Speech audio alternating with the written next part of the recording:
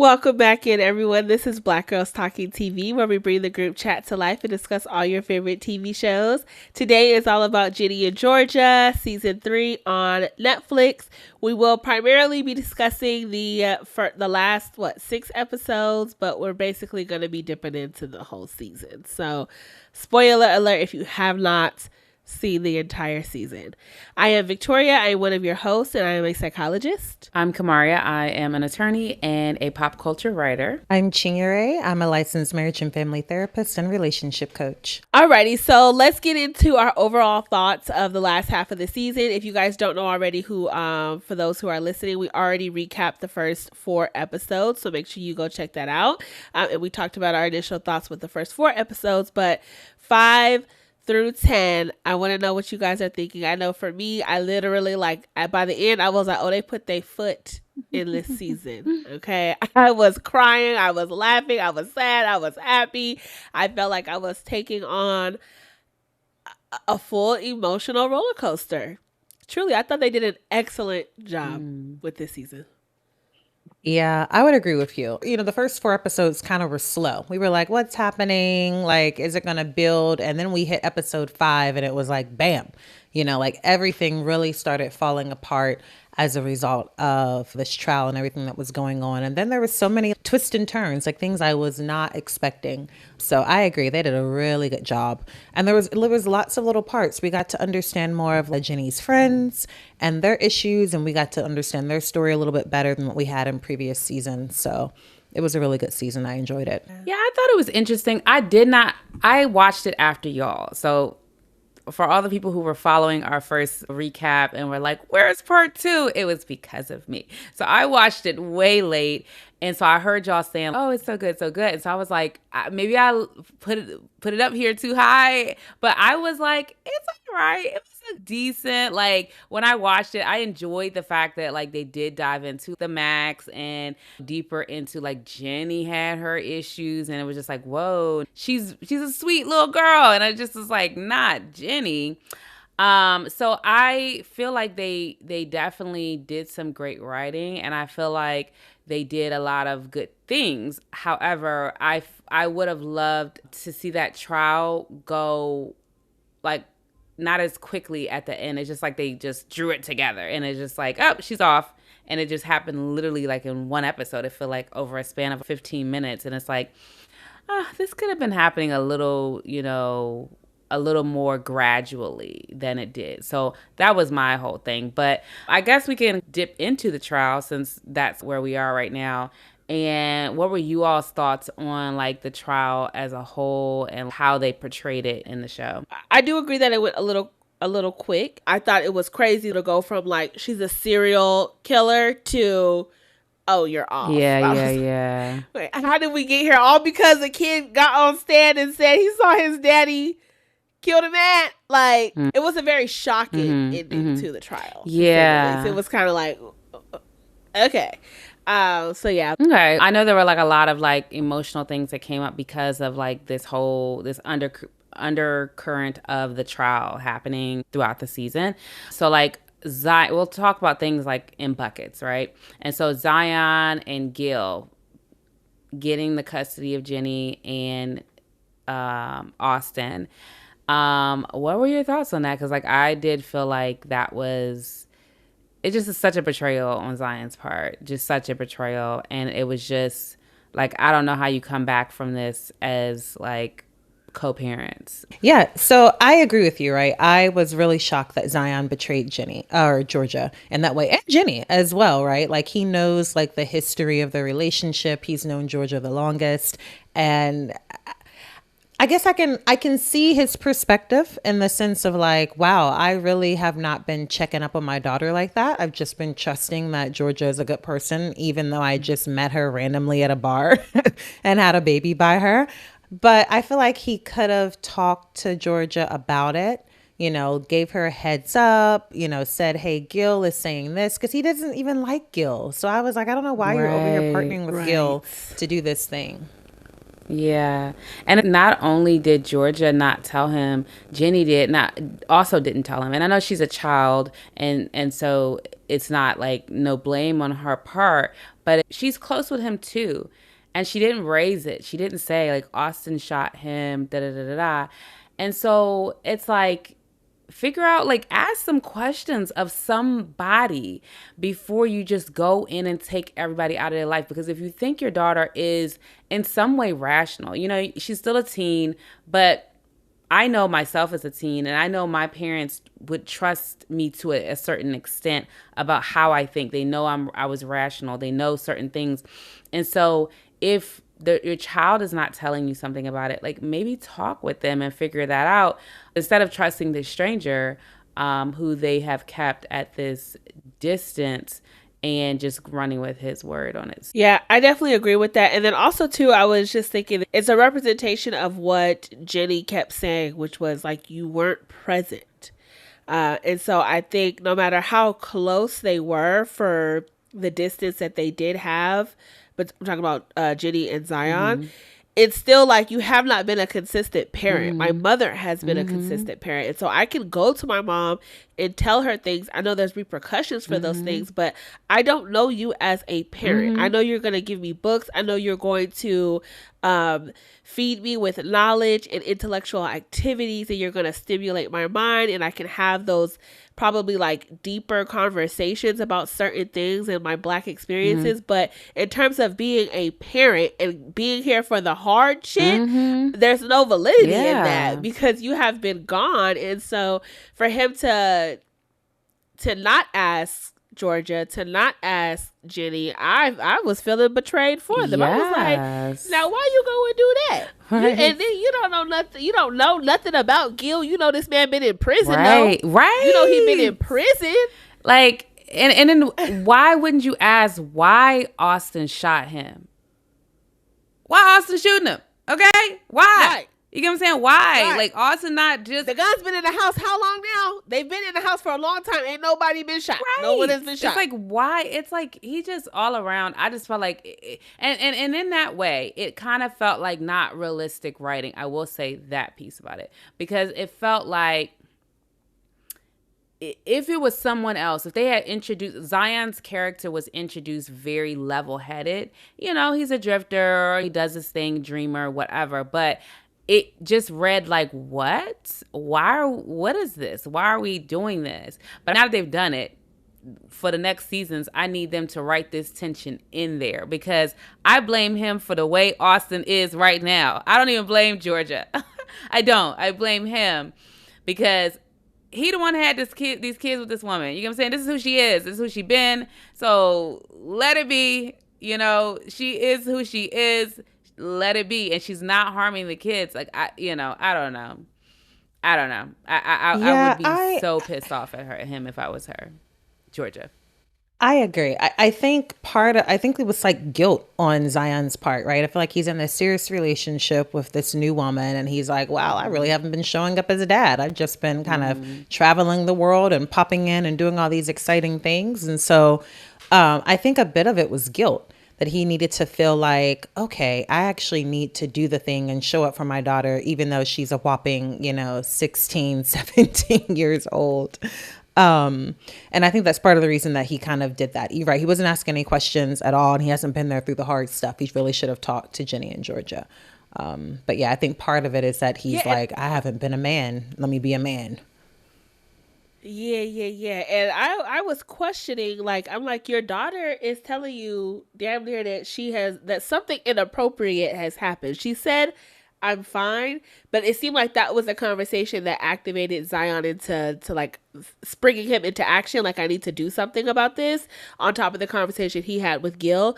But it's like, your daughter just told you, my mom did it to protect me because something happened. And you don't ask no further questions. Not one. Instead, you calling Georgia and you mad at Georgia, but you're not trying to figure out what potentially happened to your daughter. I found that to be very problematic. And that's where like Zion was losing a little bit of points for me because I was just like, this is why. Like, you're not asking the appropriate questions, but you're making these really big decisions, and that wasn't fair. Yeah, because he's not practiced at being a parent. That's what it showed. To your point about him not having practice with being a parent, I think that showed up in him constantly losing Ginny. Like, Ginny kept having all of these extravagant nights, and he was like, I don't know where my daughter is at, but I gotta call the person I just snatched her from and ask her to find I know. her. And she got pregnant on his watch. On his watch, okay? On his watch. So do we want to, start talking about Austin and Gil? Because, like, part of this custody battle, too, was Austin and Gil getting in Austin's head about, like, who Georgia is. And at the end of the episode, we see that it has very real consequences. Like, something ain't right. We don't know, but something ain't right. And he about to, in season 4, they better fast forward this man into his teenage years. Because I don't want a new Austin. I don't know how y'all feel about that. But anywho, he looked like he about to move into his teenage years, and it's just looking like that's the worst time you want a kid thinking off. You don't want it. You want him to be kind of straight and narrow, and like he's veering hard. So, thoughts? Yeah, I feel actually really bad for Austin because I just feel like he's been thrown into this mess. And because he loves his sister, he loves his mother, right? Like he wants to protect them, but he's also a child and he also loves his father. And he's had to, send his father, not to jail, because like I said, maybe they haven't caught Gil yet, but he's had to, basically lie and said his father killed this man when he knows that his mother killed him because he saw him, right? And so I feel really bad for Austin because it's kind of like, who can I trust? Like who is real? Ginny, is not real because we start to see little snippets of like her character taking a turn as well. Your mama is, who your mama is, right? And now it's like your father. I mean, he wasn't the best, but at the very least, you don't know of him murdering anyone or covering up a murder. And now you've condemned him as being a murderer. So I feel really bad for Austin. And he's young. He's younger, considerably younger than Ginny. So he really hasn't got to have like a normal childhood. Yeah, I would say his seemed like it might have been a little bit more effed up than Jenny's. But because they was bouncing around when Ginny was young, but Austin is getting getting all the consequences of all of the behaviors. You know what I'm saying? But I also felt really bad for Austin. One, because Austin was developing this independent relationship with his father, and that was robbed of him. He should have been the one to be allowed to make the decision about how he wants to develop a relationship with his dad, knowing how his dad treats his mom. And I think he was young, right? But I think like as he gets older and he grows more independent in his thinking, there was going to be a time where he was going to have to settle that cognitive dissonance, and it was taken from him with basically Jenny saying like, I need you to make a decision. It's either us or it's him. I do feel like Austin was a little too young to make the decision about the father situation, mainly because I don't have kids, granted, and I think it's a very messy thing. Like, what do you do when you have a father or a mother, but in this situation, a father who is not a good parent, or he's good in certain ways, but in certain other ways, very toxic. He gave that he was about to be raising a little red pill little boy. Like, that's what it was giving. Like, he was about to have Austin hating women and not, respecting his mom, maybe having a little bit of a different view. So I think that's dangerous for a child.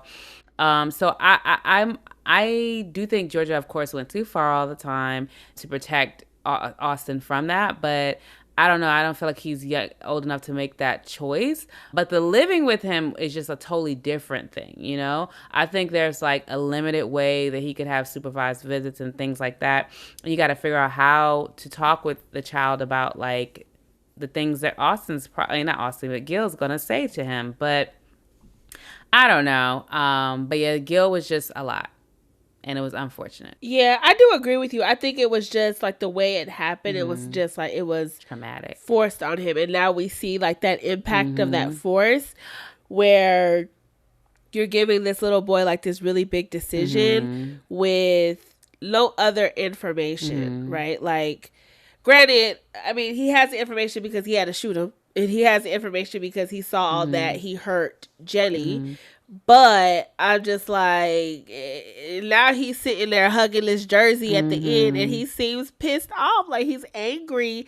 And it's like, how do you help him through that? Hopefully they give him therapy. They said they would when the trial was over. So we'll see. The direction of season 4, in my view, definitely needs to go in this Austin direction because he is a ticking time bomb of like he could bring all this back for Georgia. Now, actually, double jeopardy. She done got off, so they ain't gonna be able to try her again. Okay, they just not. You know what I mean? They're not. She's off. She's off. But it could spell some other difficulties. They could try to like give her other legal issues, look into the old cases, try her for those. It's like with the OJ thing. They start trying to get them for the other stuff because they couldn't get them for the actual murder.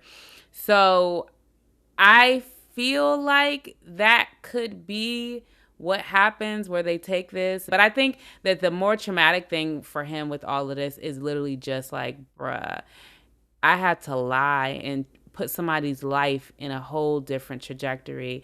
And that's a heavy weight on anybody. Like us as adults, I couldn't do that. And so for this child, yeah. And kids love their parents. Like, and I think that's a little bit of what's going on with Gil and Austin, especially since he has this fairy tale view of like who he was always. He never thought of him as bad. And now he's like, oh, he's here.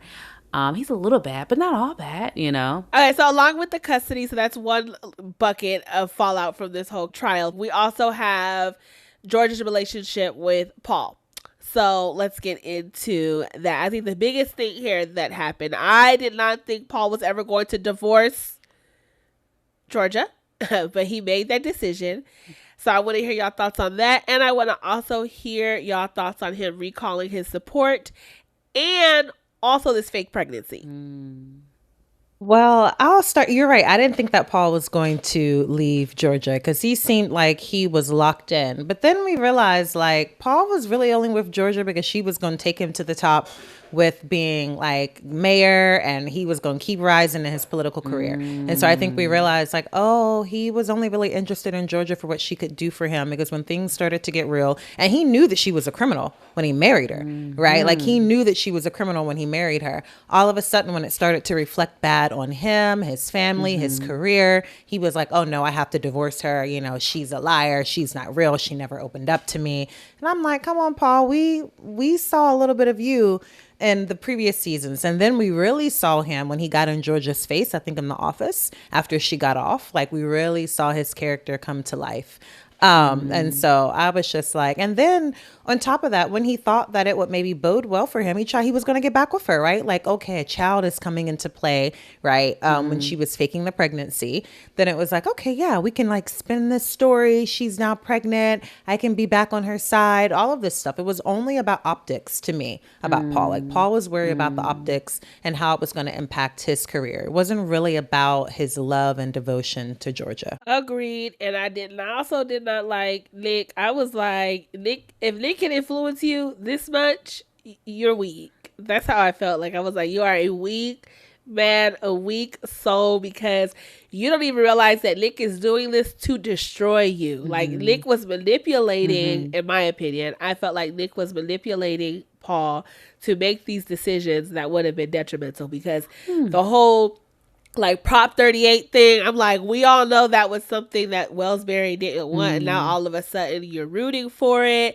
because Nick told you to. All of a sudden you're not supporting Georgia because Nick told you to. So I was like, child, go.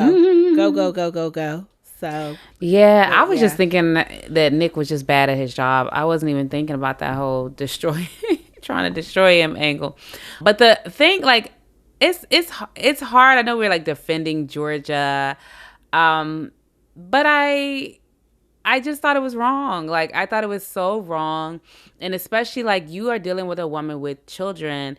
And when you step forward into meeting these kids and being a part of their life, you're not just marrying her, you're marrying them. And so when he sat there, I think it was episode 6 or something like that, and he was like, Austin, it's not about you and it's not about Ginny. And it's like, first of all, step back. Like, when you love somebody and you're hurt and somebody's hurting the person you love, it's like a part of me kind of lives in them. You know what I mean? A part of me is like, we're part of each other. Our energies exchange. And so it hurts me to see you hurting this other person that I love. And so don't tell me it's not about me. It's like there's a synergy, there's a shared sense of like our energies are intertwined. And so I just felt like it was just on a just whole different level wrong. You know, I do think the pregnancy was wrong on her part. And I didn't think about it as much until he was in there and he was like hit the wall or whatever. He was like, you had me think I had a child or whatever. I don't remember how that scene went, but he got a little heated. And I was like, oh my God, he's scaring her. But I didn't think about it until then. But I did feel like, yeah, this is wrong on her part, but he wrong too. Yeah, Georgia, that deceit. I was like, girl, you just gonna keep doing it and keep doing it and keep doing it no matter how deep down in the waters you are. Yeah, she know how to get out of some stuff. You know, he was coming to divorce her, right? Like, he was not coming to make things work. He was coming to divorce her. And then when he ended up getting recalled anyway, then he fired Nick. He got mad at Nick like, oh, you didn't do your job. And then he was a little salty that he didn't end up staying with Georgia because, of course, that would have helped out him in this like re-election. So I just felt like, Paul, I get it. It's a lot, right? Like, everything that was going on is a lot, but you were really just there for the optics and your true colors came through. But then we see Joe come in, right? He knows the truth about Georgia. He also met her when he was younger and he's like, hey, I'm here, right? Like, I know you're a murderer, you're a criminal, and I want you anyway, and I love you anyway. I mean, Joe has always been there, even at her wedding, right? Like, he was showing up to support, even though he didn't want to. So then you see what another man will do, what Paul could not. Yes, what one man won't do, another one will, honey. Yeah. When he pulled up with the pies in the game, I said, oh, he's in there. Okay. Then he came again and again and again. I was like, he's doing what he always has done for Georgia, which is he represents emotional safety at the end of the day. And when you feel safe with somebody, that's like wealth in love. I feel like that's the largest source of love that you can have is feeling safe, or the representation of love. So I was happy to see this happen. And when they had their little one night stand and she ended up being pregnant, I'm like, I hope it is Joe's baby. Joe's and not Paul's. I don't even know. Like, I will say this. I want to like Joe more than I do. Like, I don't dislike him. Stop. I don't dislike him. I want Joe to have a little bit more, like, gumption or something. Or I don't want to say backbone because it's not backbone, but it's like a little bit more, I don't know, strength, like structure. Like, he has it though. It's a quiet, gentle strength. I mean, even if you think about how he did not show up for the little lawn thing, he set his boundaries. More of he was like, you already know how I feel about you, so we're not about to do this. It's more of like a brooding sort of like reactive thing though. You know what I'm saying? I would rather him to be a little bit more proactive. Maybe that's what it is. It's like, you know how the saying's like nice guys finish last. He's kind of giving me that, but I think he's very attractive. I just think they're writing him too passively because there's a way to be a good, nice guy, because I feel like Zion is a good, nice guy, even though, you know, whatever he did with this, it was annoying, but he's a good, nice guy. And so I feel like Joe could be a good, nice guy. He doesn't have to be so passive. But I don't know. I like Joe. I want him to write him with more like, just, I don't know. And also his beard was interesting. The kissing scenes, I was like, this is a lot of stuff going on. It's a lot of stuff. I don't know. But he's attractive. I am very attractive. Out of all, I'm Team Joe. Yeah. I mean, I'm Team him too. I was Team Zion before all of this. But it's like, I could never trust somebody like that who betrayed me. So I'm Team Joe out of the three of them, but they might throw somebody else in the mix in season 4. And if they do that, I'm be like, y'all, you ain't have to do Joe like that. I think that's the way they may bring in this more like a stern or a guy that has a spine part with Joe if they do introduce another man. Because I do think he's kind, but I think there's a way to like be kind and like have a spine, right? Like you can, like you were saying, there's a way to be a good guy but have boundaries. And I think that he has them, but we haven't really seen them yet because Georgia hasn't really tested him yet, and we know that she is. Yeah, I feel like we gotta see it first before we say he's spineless. I mean, y'all. look how she came in this town. Joe's gonna do something, ain't you, Joe? All right, I am. Like, you know what I'm saying? Like season 1, I think this was season whatever. He's making all but that all was the sandwiches for whatever. Like she just, and he was like, okay. Like I'm like, all right. He that's his character. That is his character. And I'm not trying to say anything bad about it. I would be more into it if there was a little more like in it, like in him. But I like it. I want them to go in that direction. I like having a good guy storyline, you know? Alrighty, so should we go ahead and switch into Georgia and Ginny's relationship? Yeah, let's talk about that thing. We see that there is a shift in the dynamics. One, because Georgia is now under complete control of the law, so she cannot meddle in certain places. She cannot demand. And we see Ginny kind of just... She comes in and she completely is like, all right, no, we're going to school. We're going to put on a brave face. I'm going to pick you up. We're going to do this. We're going to do that. What were your thoughts on the transition of what usually happens for children who grow up in very complex, traumatic situations? They have to become adults very, very quickly. Mm-hmm. Yeah, I mean, she definitely was giving big sister energy for Austin. As a big sister, it resonated with me. And also with her dynamic with Georgia, it just seemed like she was going through her growing pains through all of this and had to just adjust and think on the fly. And you start seeing like a lot more of Georgia coming out of her, you know? Mm-hmm. It's like it's in her pores. You know, it's in her blood. I would agree with you, right? I think that she had to step up and be in this position now that Georgia couldn't really do anything. But I think it was also a time for her to make a choice as well, because she had to choose like, oh, am I going to like basically give up my mother and, not, maybe want to associate with her and all these things, or am I going to stand up for our family, this trio, right? So I think she also had to make a choice there, and she chose to say, hey, like, this is my mother. She's raised me. She's done some wrong things, but I'm still going to ride all the way for her. And I think that even as a mature choice for her, the same choice that Austin had to make, I think Ginny had to make it as well. She chose to make it versus being forced, so to say. But I think we really see her step up and say, I'm choosing my mom here, regardless of what everyone is saying. Yeah. What did you guys think about Georgia's response to her at the end when she pretty much found out that Ginny orchestrated this plan for Georgia to get off? In some way, I thought it was a little harsh of Georgia to be judgmental in that way. I know she was just trying to give her some advice, but I was like, girl, you've been operating like this for the past 30-something years, and now you're kind of judging your daughter. I don't know why you thought that you were shielding her from something that she was blatantly see you do and every opportunity that you needed to do it. So yeah, I thought that was a bit of a harsh judgment from her, and I felt like she could have approached it differently. And a better way of approaching that would be like Georgia herself changing, which I do think we see a bit of that during like her mental health journey, her calling Ginny's therapist, having that conversation, acknowledging how her childhood has impacted her. So I think she is beginning to change. And I think the best way to do that is to model to your child, hey, this is not the way to get your needs met. Not judge them for doing the thing that you've taught them how to do. I definitely agree with you. I thought the exact same thing. I was like, girl, this is a time when you say, I'm sorry I put you in that position and it's not going to happen again.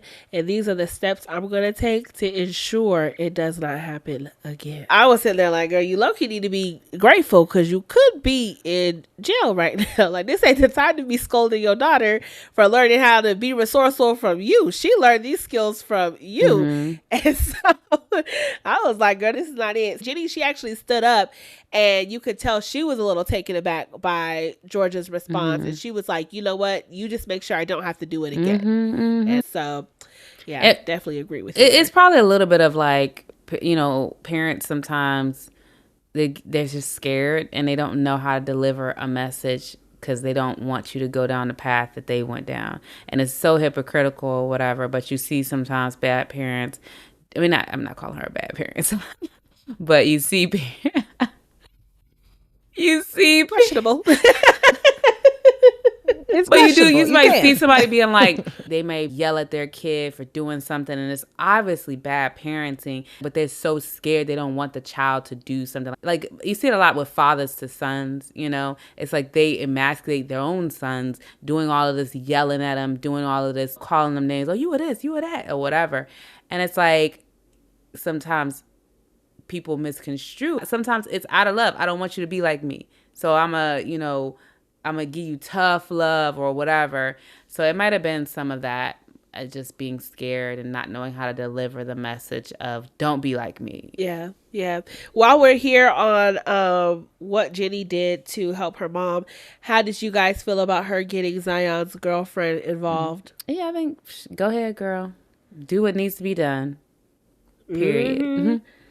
Yeah, I said, oh, baby. She said, I'm going to get me a lawyer and I'm going to get me one that's emotionally connected to this. I said, all right. Yeah. Ginny is thinking. Baby is thinking. Yeah. Do we want to talk a little about her pregnancy and this abortion situation? Because Ginny had a lot going on. And I thought they handled this very, very well. Because I was like, wow, this is real life. The teens who get pregnant, they just like Ginny, like some little kid that you're like, what? Okay. This is where we are. And so I think they handled that part of it. It was written excellently. From everything from Wolfe to being like, I'll see you later. I'm sorry. Yeah. It's like everything. To Ginny actually understanding that, like, I do feel like this is the right choice for me. And this is where I'm leaning. You get what I'm saying? Because Georgia would have had a heart attack. I felt like it was... Yeah, I thought it was respectfully done. Yeah. To show that at any age you do have this decision. Mm-hmm. You can make the decision, being able to go to the clinic, the post care that has to happen. It was done very well. Needing the supports. Yeah. Marcus. I was like, bruh, Marcus, you got my support. I'm sorry. You got my support to be with Gene. Now just get yourself together. But when he showed up, I was like, that's a man right there. That's a little man child. I'm so serious. I was like, that gave me a lot of like, I like Marcus. Get it together, but we gonna hold some space for you for Ginny because I like Marcus. Yeah, I thought that was big of Marcus to go and basically be with her as like she's getting an abortion for another man's baby. I was like, dang, Marcus, you good, right? Because many people might not be able to do that for the person that they love. Mm-hmm. Yeah, he didn't question it and ask. I said, okay, let's go get some ice cream. It's okay. Yeah. And even like the moment when he met Wolfe, I thought that was cute. Like, what y'all think about Wolfe as a boyfriend for Ginny? I thought Wolfe was, it's like that thing. It's so funny because we're going to be talking about Love Island. But in Love Island, Taylor was like, Clark makes me feel young. And it's not like as serious. And so I think Wolfe represents that for Ginny. It was just like this young, fun thing. It wasn't serious at all. Marcus, it's very intense. It's passionate. You guys they got to have these super serious conversations because he's battling depression. Ginny got all her shit going on.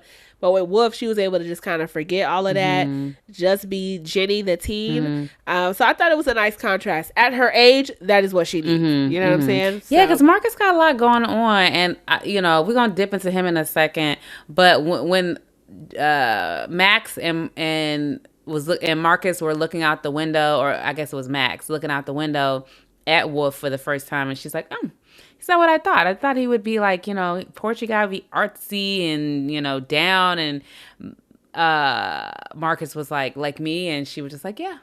No, I thought she had a type, But yeah, I didn't, it was interesting. It was a nice contrast to Marcus, but also he was young and he was a kid, as we saw. But yeah. I agree. I like the contrast, the break that Ginny was getting from being in this really, really serious relationship. I mean, I like Marcus. I hope that I'm not a huge fan of the relationship. I just feel like it's so much trauma bonding. They just both have trauma in their life and they're connecting over that. And I think she needs someone different. I think Marcus can be a good friend. Right? This can be a great childhood friend, even a friend into adulthood. I don't necessarily think Wolfe is the best fit for her, but I do want something different for her. Someone that's not going through all of this, like stuff, like someone that's a little bit more healed because she needs someone that's solid. Like she needs someone that's solid. And Marcus, at least right now, he's not solid. Yeah, I actually do agree with you there because I'm like, this man is an alcoholic, a brooding one at least. He do have a lot going on. But yeah, I literally I have right here in my notes like trauma bonded, because that's exactly what they are. Yeah, I agree with y'all. I also, the heart wants what the heart wants. Okay, this is a cute little love story. For me, I feel like if he can get it together, it would be lovely. But I also recognize that it's a lot. They will have some distance though, because we see at the end, it seems like he's heading towards rehab because he's in the car with his mom. And it looks like Ginny is going away for the summer, for summer vacation with her dad. So they're going to have some good, healthy distance, both to just detach from everything that they've been going through. Well, Marcus ain't detached, and Marcus about to get deep in what he's been going through. But they're not going to be able to process together. And so maybe when they start the next school year, if that's where season 4 picks up, then we'll see the possibility that maybe they can have a healthier relationship that's not built on all the trauma bonding and experiences. Any thoughts on the mom, the differences between how the mom was reacting, how Georgia was kind of reacting when she was trying to tell his mom about it, and how Max was reacting? It was a lot going on there. I wish Georgia would have just been straightforward. Like, I feel like you have a close enough relationship with this woman to be like, I found some alcohol bottles in your garage. I think your son has become an alcoholic. This kind of like beating around the bush situation, I just didn't understand it. I also thought eventually we know that the mom like gets him help and gets him into rehab. But that first little bit where she was like, oh, I want to do what's best. I'm like, girl, don't act like you're not over here worried about image. Like, you're worried about him going to summer school and your child like literally has like some serious mental illness going on and you're worried about summer school. It just made zero sense to me. I'm like, acknowledge that you're really concerned about a bit of image. At least that's what it felt like to me. I will say that like, I have seen where like sometimes it's like not, I've seen parents, mothers specifically, like firsthand seen them operate in a way where it's like they feel like we got it. We can take care of this situation. Like that's other people deal with those issues. Like that they have to go to like a rehab or an institution or something like that. Other people, like they don't get that it's beyond them. You get what I'm saying? They don't get that you don't have the capacity to deal with what is in front of you. And it's like a little bit of a delusion about where the problem actually is. They're behind the 8 ball a little bit. They think it's here and it's like we're all the way down here, even though they see the facts and they hear the facts. And I don't think it's always like image, but it's just I'm just hypothesizing that it might be about like them thinking we can handle this, love can handle this, like I love this child, I can handle it, I can deal with it.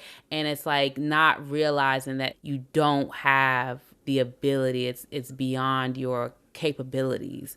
And you might just need to do the best thing, getting him help, Yeah, I think it's a little bit of both. I think image, especially like with moms and sons, I think there is this idea that like you want your son to grow up to be this certain type of man that's different than how fathers approach their sons. And so I think for I forgot the lady's name, the mom in this situation, I think she's just like, no, like not my son. There's this level of protection that happens, and like you said, it gives this delusion on what's actually happening, because they're just like, no, not my little baby, not my little boy. It can't be like, whatever it is, we can handle it, we can do it. And so I think it's both things going on. I think it's image, as in I did not raise my son to be this type of man, and I think it's also a delusion of not truly understanding or not wanting to understand what's going on, because it possibly could be a reflection of not doing enough, your parenting styles and approaches, not being able to control the situation like you may want to, not being able to control all these other external factors that could be leading my son to go down this path. It's a lot. And I do also wonder, like, having a father who is deaf, how that plays into just like the communication in the household, because it's like you can't see him raise his voice. You can't really, you know what I'm saying? That part of it in terms of like tone and context, like the context of the communication is left out with somebody who has to use sign language.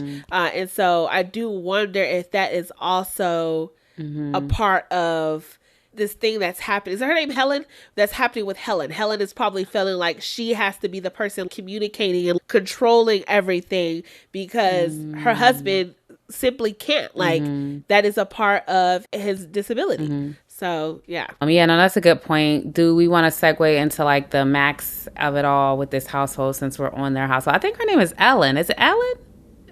Or Helen? Yeah. Is Did I say Helen? Yeah. One of the two. But I don't, Ellen. but I It's honestly either don't Helen remember. or Ellen. Because it could be Alex. I don't remember. But yeah, the flashback was interesting. It was a little too cutesy, like in terms of like, oh, this is what happens and this is why Max is like this. Because I'm like, it's an odd vibe that like twins would be so like off, you know? Because I mean, I've never met fraternal like boy girl twins, but all the twins I know, I mean, they're all girls, but or guys, but they're all close to each other. So I assume that they would be closer as children than they portrayed them. But it was a nice little dip back into that. I enjoyed that episode because, like, I suspect that I have ADHD. I promise you. And like Maxie reminded me of myself a little bit. And I was like, when she dipped into the brain of the of Max, I was like, that is how I be. Like, I still got to-do lists in my brain from 2 years ago. You know what I'm saying? Like, from 5 years ago. I'm still supposed to get the Cupcakes and Conversation girls some gifts, for some party gifts. I promise you. I thought about that the other day. I was like, you're gonna send them those gifts. You're gonna send them the gifts as thank you for volunteering. Like, I, really hold things. And I'm always thinking about, like, it's just like my brain is like a running to-do list. And I am, or have been accused of by my family of being like sometimes like self-absorbed. Like as a person, like I have been told those things. And so I resonate with Max in certain ways and like her personality, but at the same time, I thought that this showed like there's something going on with her that's more than what meets the eye. Yeah, the thing that came up to me when all of this was happening, I was like, this girl has ADHD. And a lot of times people don't understand how like ADHD, depression, and anxiety, they kind of happen in this loop where if you know you are someone who cannot perform at a certain level, whether it's because you're forgetful, you're inattentive, you're often distracted, you can't remember things in real time, it can cause you to be depressed because you can feel like a failure, right? Like you didn't live up to a certain expectation. And then you can also be very anxious about things because you have this fear about how you are going to show up. And then that kind of like segues into like this rejection sensitivity that happens, where I think often it can look like someone is self-absorbed. But really, it's really hard to know that you cannot show up a certain way, right? Or like how you would like to. And so you take little things like she's doing in all of the episodes, right? Like whether it's not being invited to something or feeling like people are hiding things from her. You take these little instances and you make them very, very big because you feel like it now means that someone is seeing you in a way you do not want them to see you. And so I think that's what's happening with Max, and that could be why somebody might say somebody, if you do have ADHD, like is self-absorbed, because that happens a lot where they're constantly like in their head thinking about how they're showing up, how they're perceived, because they don't want to feel that abandonment, because it leads to feeling even more like unstable a little bit. And just to add on about like Max, I think it's difficult when you're a filler, right? Like she's clearly like an empath, right? And so when you feel a lot, when you're around people who don't feel as much or he struggle to feel as deeply, you can feel a little dismissed, or people can feel like you're a lot or you're too much. I actually felt kind of bad for her when her friends were doing her like that. And I get they're young, like they're learning how to deal with different types of people. But I was like, oh, y'all know how Max is. Y'all have known her for a long time. And I think I think Maxine is, mature enough for someone to be able to share with her, hey, I love that you feel you have all these emotions, everything, but it can be a bit much, right? And this is why I didn't want to share it. I think she could have handled a mature conversation versus them kind of ignoring her.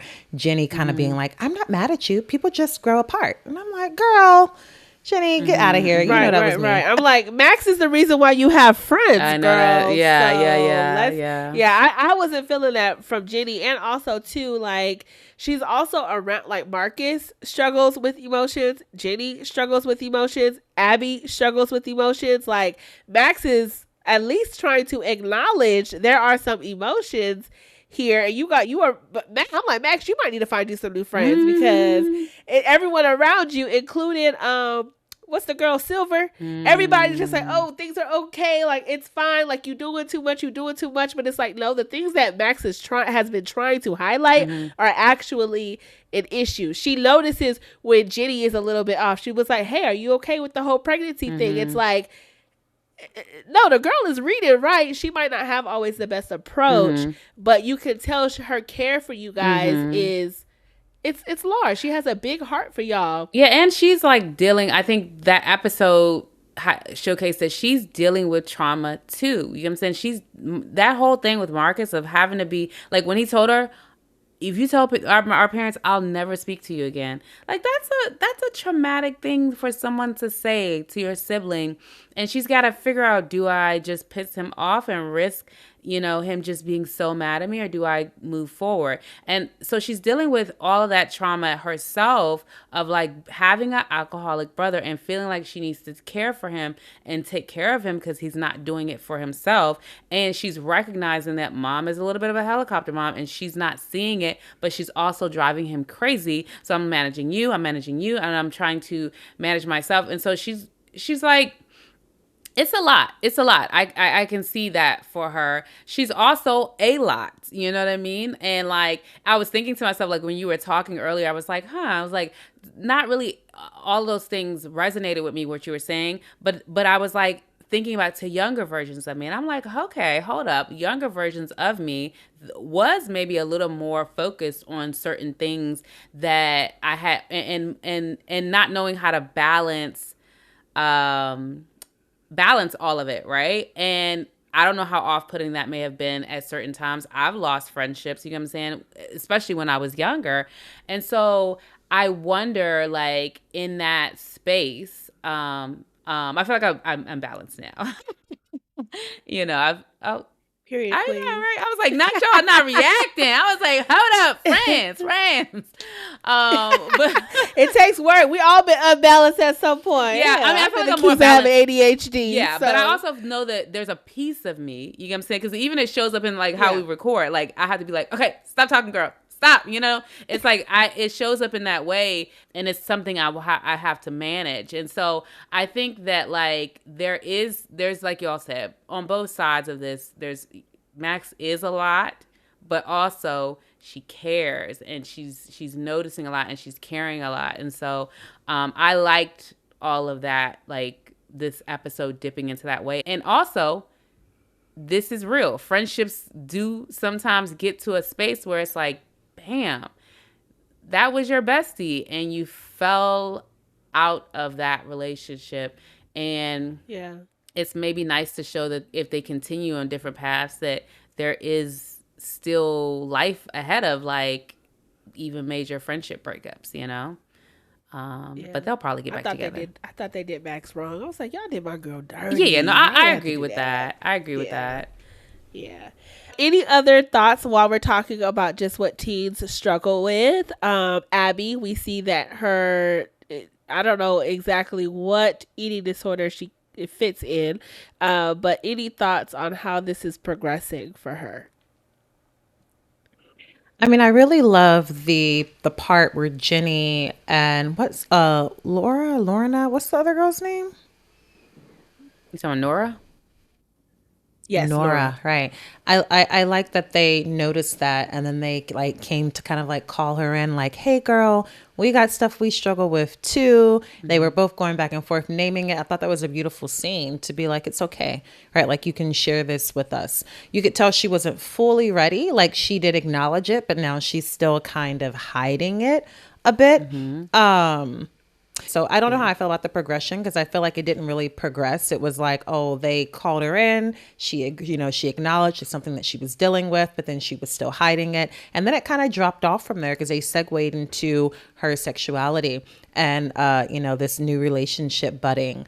So I'm curious to see how the new relationship will impact the eating disorder, but they haven't really, finished that story off yet. Yeah. Well, I feel like it progressed because at first it was she always asked about her appearance and she was taping her thighs, and then we saw her starting to limit what she was eating and she started purging. Once she saw that the other girl was purging, so I was like, she's getting deeper into this, and then she also has all of these things happening at home. But I am with you there. I do want to see how this new relationship might impact that because the new girl seems like she's a very authentic and real person, so she might check her. So to wrap up this episode, I think we should end with saying, who do we think Georgia's baby is by, right? Because it could be Paul or it could be Joe. Who do you all think it is? Or better question, who do you think it is, but who do you want it to be? I think, based on this show, I think it's Paul. Yeah. Because they're going to try to find a way to bring his ass back onto the storyline. Right. But I hope it is Joe's. I was like, yes, let me see. I want to see a little Indian baby. Okay. I want that. I want that. Yeah, no, that would be very interesting. She would have literally like the whole rainbow. It's like, oh my God. Like, yes. like literally all of these kids in here. But I feel like it's going to be Paul too, because I'm like, they've invested so much into this character that like, because Joe can still be there as her love interest. I think Joe is going to stick by it. Yeah, he's not going to be like, oh, you have another baby. Murder was okay. But a baby, that's where I draw the line. No, Joe's going to be there. So they can still have Joe. They can still have Paul. And they can still keep the tension going because she's got all her men are attached to her for life. And Joe by choice. But, does he really have a choice, though? Right. So, but it's going to be interesting because she's not going to be able to know who the daddy is. Like, do they do DNA? Like SVU talk about like fetal DNA like tests. She can find out. Yeah, they do. She can find out. I'm not sure which trimester, but you can find out before the baby comes. I agree with you, Victoria. I think it's going to be Paul's, right? Because they've invested so much into his character. I want it to be Joe's, but I think it's going to really test Georgia and Joe's relationship because, like, I've stuck through you through everything, and now you have a baby by another man, right? Like, this is really going to and I feel like Paul is going to want to come back and be in a relationship. Like, Paul is not going to be like, that's fine, let's do co-parent. Like, Paul is going to be like, I once loved you, Georgia, and I think we can find that love again. Like, I can see it. He going to lay the hammer down. And he going to be like, just like he did that first time, he's going to come in there and he might get me. He might get me. I don't want Georgia to reconcile. I want her to be like, no, you left me. And I want her to stick to what she's trying to teach them kids. If somebody loves you, they don't leave. Right. They stick beside you. I know. So hopefully she stick to them to her own advice. I know. But I just can see it. I can see it already, the toxicity, but I can see it because it's the storyline's getting me already. And I don't like Paul. You know what I'm saying? Not I don't like him, but I don't like what he did. You know what I'm saying? But I'm already here like, is he coming? Like, I don't know. So I know it's going to be a little titillating storyline for sure. But yeah, that baby is Paul's. That baby is Paul's. No DNA test needed. And especially because they did that scene where Joe kept asking, like, he had. You just had sex? Yeah. He when was did like, you have sex? yeah. And he emphasized that. And so it was just like interesting. But yeah, I don't know. Alrighty, y'all. Well, let's head on out. Again, we have part 1 for episodes 1 through 4 of Ginny and Georgia season 3 up already. So check that out. And stay tuned for all of our other recaps. Check out all our other shows we've done. We're currently doing Love Island. Big Brother is next. And follow us on all platforms at Black Girls Talking TV. All right. See you Bye. guys. Bye.